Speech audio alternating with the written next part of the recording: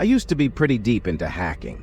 Not the petty stuff, but the kind that takes you deep into the bowels of the internet, the dark web.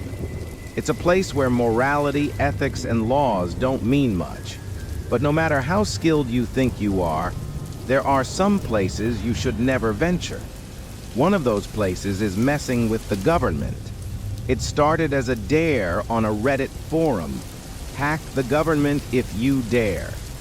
The post was hidden within layers of encrypted threads, accessible only to those who knew how to find it. At first I thought it was a joke. The whole thing was absurd, right? Only a fool would attempt such a thing. I mean, the government has resources we can't even begin to comprehend. But being young and cocky, I took the bait. The challenge? Break into a low-level government server, find something classified, and post proof anonymously on the forum. The reward was a considerable amount of Bitcoin. Tempting, I know. I thought I could just sneak in, find something small, and then get out without leaving a trace. Easy, right? Wrong. I prepped for days. Proxies, encrypted VPNs, anything to mask my identity. Finally, I was ready. I launched the attack, carefully navigating the web of security, bypassing firewalls, and cracking the system's encryption. It was intense, but within hours, I was in. I was exhilarated. This was the adrenaline rush that only a hacker could understand. Inside the server, it was mundane at first. Standard bureaucratic emails, budget reports, and personnel files. But then, I stumbled onto something I wasn't supposed to see. An encrypted file labeled Project Nightshade. My hands trembled with excitement. I knew I was about to find something big, but I had no idea how big. I cracked the file's encryption, and what I saw inside chilled me to the core. The documents were detailed reports about something called psychological warfare, and experiments that the government had supposedly conducted on its own citizens. People were being monitored, manipulated, and driven to the brink of madness, all under the guise of controlling their minds. There were photos, videos, and audio files of experiments that could only be described as torture. I should have stopped there, but I didn't. I downloaded everything, about 10 gigs of data, and disconnected. The moment I disconnected, my computer shut down. Every single device connected to my network bricked. My phone started buzzing uncontrollably with unknown numbers calling repeatedly.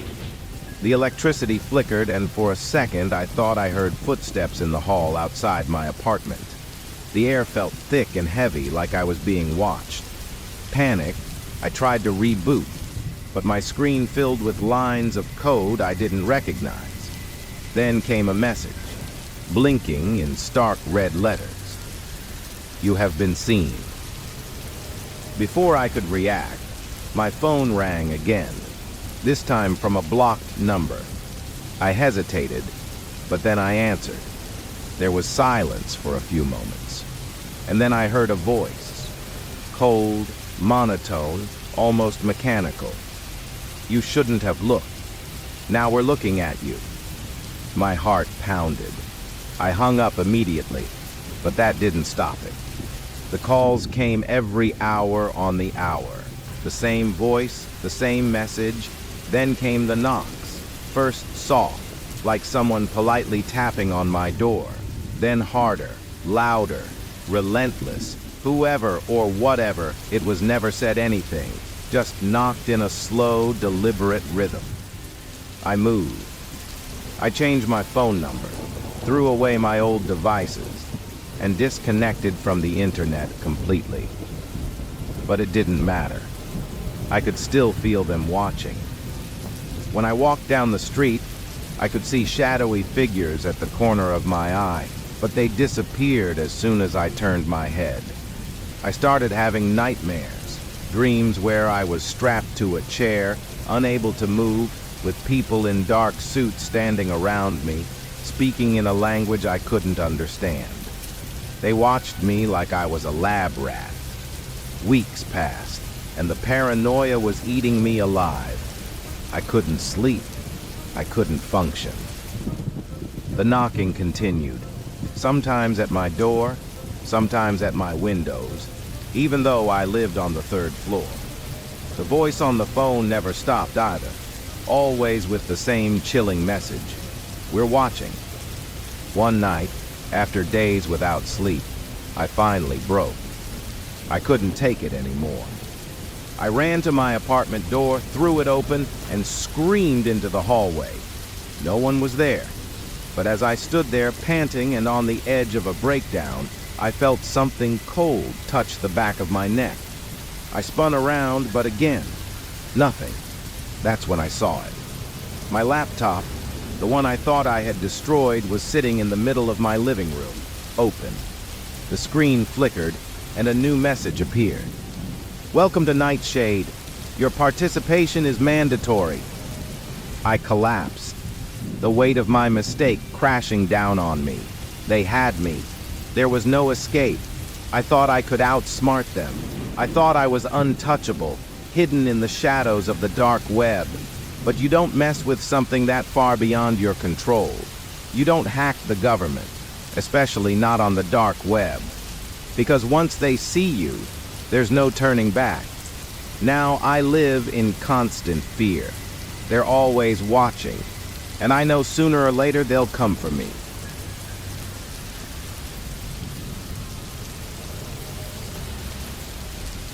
I've always been fascinated by the dark web, the hidden layers of the internet far beyond what the average person can access intrigued me.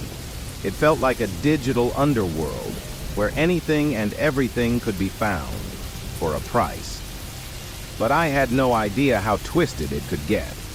Not until I stumbled upon something I can never unsee.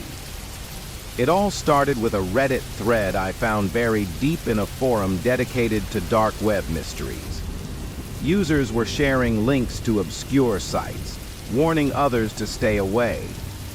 One link in particular caught my eye. The post was titled "The Collector's Room," and the link was prefaced by a chilling note. "Whatever you do, don't stay for long." Of course, I couldn't resist. I had always been curious about these dark corners of the web. I'd browsed illicit marketplaces, seen the illegal stuff being sold, but this felt different, darker. I clicked the link and was immediately taken to a plain black page with a single line of text. "Welcome to the Collector's Room. Proceed at your own risk." A single enter button appeared below it. I hesitated, but then my curiosity got the better of me. I clicked it. The screen flickered, and I was taken to what looked like a live video feed. The camera was panning slowly around a dimly lit room. At first glance, it looked like a typical basement, filled with old furniture and shelves cluttered with oddities. But as the camera moved, I noticed something strange. Each object on the shelves was encased in glass, like a display. There were old photographs, handwritten letters, and body parts. That's when I realized what this place was. A digital showcase for someone's macabre collection. The camera zoomed in on a jar containing what appeared to be a human eye, floating in some kind of liquid. My stomach churned, but I couldn't look away. Suddenly, a chat box popped up on the side of the screen. "Welcome, viewer number 43. I stared at the message, my hands shaking. Before I could process what was happening, another message appeared. "Would you like to make a contribution to the collection?" I hovered over the exit button, but something compelled me to stay. I typed a hesitant reply. "No, just looking."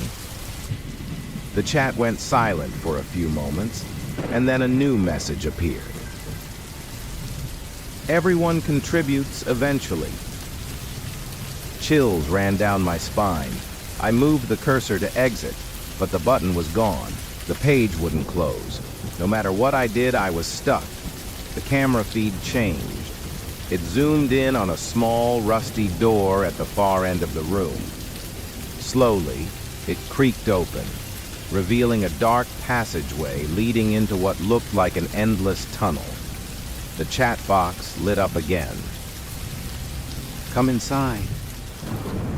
I shook my head, even though I knew no one could see me. My heart pounded as I tried to shut down my computer, but nothing was working. The camera began to move down the hallway, its movements slow and deliberate, as though whatever was behind it wanted me to see everything. As the camera moved deeper into the tunnel, the walls began to change. They were lined with old photographs, each one showing different people, all staring blankly at the camera. Their expressions were empty, hollow. There were hundreds of them, maybe thousands. And then the realization hit me. These were the people who had watched before me. These were the people who had contributed to the collection. The camera stopped abruptly in front of another door, this one even older and more decrepit. I wanted to look away, but I couldn't. My eyes were glued to the screen. The chat box blinked again. "Open it." I didn't want to. Every instinct in my body was screaming at me to stop, to get out, to unplug everything and run. But my fingers hovered over the keyboard. I typed, "No." There was a long pause, and then the reply came. "Too late." The door creaked open slowly, revealing a room that made my blood run cold. The walls were lined with shelves, each one displaying items similar to the ones from earlier. But now they were far more grotesque. There were jars filled with severed hands, fingers, and teeth. Skulls lined the top shelf, each one marked with a name. I recognized one of the names. It was from someone on the Reddit thread who had disappeared months ago. I felt sick. And then the camera panned to a large, empty glass case in the center of the room. It was pristine, waiting for something. Or someone. The chat box flickered one last time. "Your space is ready." My heart dropped. I jumped up, frantically trying to turn off my computer, but the screen remained on. The feed zoomed in on the empty case, as though it was waiting for me. Then the screen went black, and the last message appeared. "We're coming to collect." My computer finally shut down, but the damage was done. I unplugged everything, threw my laptop into the closet, and swore off the dark web forever. But the nightmares haven't stopped. Every night I dream of that room. I see the shelves, the jars, the skulls, and I know, deep down, that they're coming for me. It's only a matter of time before I become part of the collection.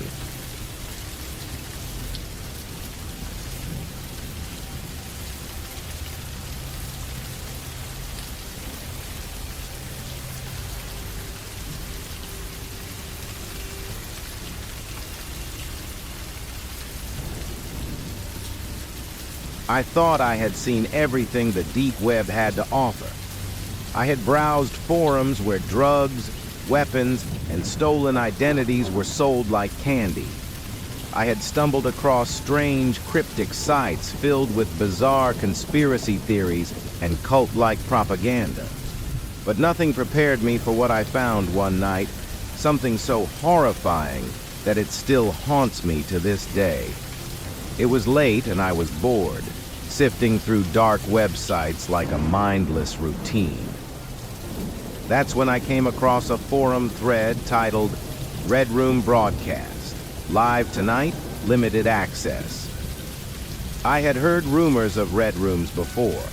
Supposedly, they were live streams where people could pay to watch unimaginable acts of violence, often involving torture or worse. But I always thought they were just an urban legend, a twisted story to scare people away from the dark web. No one could really stream that kind of thing live, right? There would be consequences. Yet here it was, a direct link to a red room, and the thread was flooded with excited comments, all from anonymous users eagerly awaiting the broadcast. Against my better judgment, curiosity got the best of me, and I clicked on the link. The screen was black at first, with nothing but a countdown timer displayed. There were exactly 5 minutes until the broadcast started. Below the timer, a message read, "All viewers must remain for the entire show. No exceptions." I shook my head in disbelief, convinced it was some kind of hoax. But I stayed, thinking that maybe it was some elaborate prank or a poorly staged performance. The countdown hit 0, and the screen flickered. The feed came to life, showing a dimly lit room, sterile like a hospital operating theater. In the center of the room was a chair bolted to the ground. Straps were hanging from its arms and legs, ready to restrain someone. The walls were painted white, but they were splattered with dark stains, blood by the look of it. I should have left right then and there, but I didn't. I couldn't. Something about the scene had me frozen.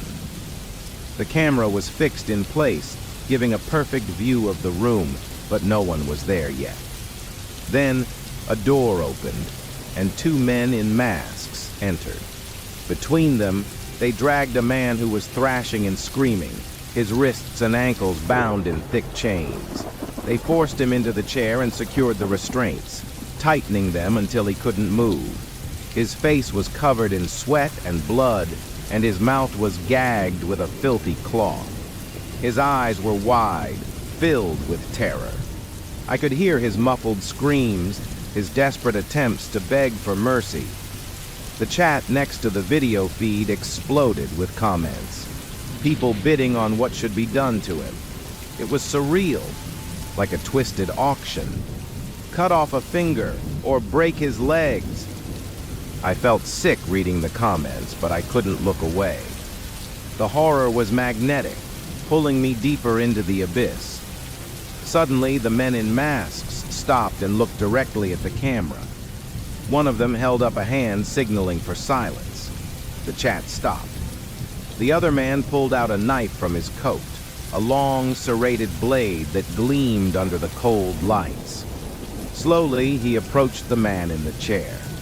I wanted to turn off the computer, to look away, but it was as if I was paralyzed. My fingers hovered over the keyboard, trembling, but I couldn't move. Then the masked man lifted the knife, placing it against the victim's throat. The camera zoomed in, showing every detail. The quivering flesh, the man's eyes darting around in panic. But just as the blade pressed into his skin, the feed suddenly cut to static. I blinked, startled. The screen was filled with nothing but grainy noise for several seconds. Relief washed over me, thinking the show had ended, until the chat box blinked. Viewer number 115, you have been selected. My heart skipped a beat. I stared at the message, not understanding. Selected for what? I didn't type anything, didn't respond. But then another message appeared. We are coming for you. I immediately tried to exit the site, but the browser was frozen. Every time I clicked the close button, another message popped up. Do not leave. Panic set in. I ripped the power cord out of my computer, forcing it to shut down. For a moment, I sat there in the darkness of my room, breathing heavily, my heart pounding in my chest. I told myself it was just some sick joke. They were messing with me. It was all part of the experience to scare the viewers. That's what I wanted to believe anyway. But that's when I heard it. The unmistakable sound of footsteps outside my apartment door. Slow, deliberate. Someone was out there. My blood ran cold. I grabbed my phone and dialed 911, but before I could hit send, the power in my apartment went out. I sat in the darkness, the only light coming from my phone screen. The footsteps grew louder, closer. Whoever was outside wasn't trying to hide. They wanted me to hear them. I rushed to the door, deadbolting it and shoving a chair under the handle. I held my breath, listening. The footsteps stopped directly in front of my door. Then came the knock. Slow, rhythmic, deliberate. I didn't respond. My heart was racing, my mind screaming at me to run, but where would I go? I waited, staring at the door, praying that whoever, or whatever, was out there would leave. After what felt like hours, the knocking stopped. The silence was deafening. I stayed awake all night, clutching my phone, waiting for the sun to rise. When morning finally came, I gathered the courage to open the door. No one was there. But taped to the door was a note, written in jagged, uneven handwriting. It read, "We see you." I moved out of that apartment the same day, destroyed my computer, and haven't gone near the dark web since. But the feeling of being watched hasn't left me. Every night I hear the same slow, deliberate footsteps outside my door, followed by the knock. I don't open it. I know they're still out there, waiting, watching, and sooner or later they'll come inside.